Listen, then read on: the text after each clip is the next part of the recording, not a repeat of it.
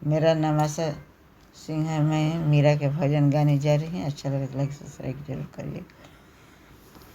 12 बरिस मीरा उद्र में रहली सिया राम जी, उद्र में रहली सिया राम जी।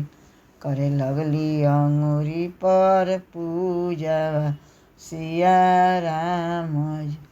मीरा के बाबा कहेलन मीरा पागल भैली सिया राम जी, पागल भैली सिया राम जी। मीरा के आमा कहेली मीरा राम दासी सिया राम जी। मीरा के बाबा गैले बना पैसी सिया राम जी।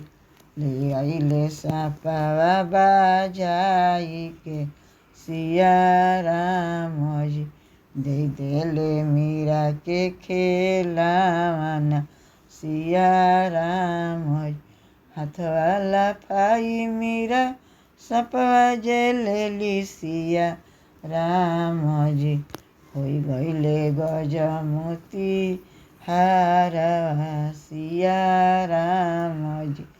होई गईले गजमोती हारवा सिया राम जी। 12 बरिस मीरा उद्र में रहली सिया राम जी, उद्र में रहली सिया राम जी। करे लगली अंगूरी पर पूजावा सिया राम जी। मीरा के चाचा कहेलन मीरा पागल भैली सिया राम जी, पागल भैली सिया राम जी। बन पैसी खोजे लेही, बन पैसी खोजे लेही बाघावा सिया राम जी। मीरा के चाची कहेली मीरा राम दासी सिया राम जी।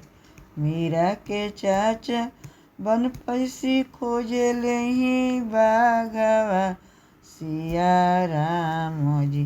दे देले मीरा के खेलावाना सिया राम जी। दे देले मीरा के खेलावाना सिया राम जी। हाथवा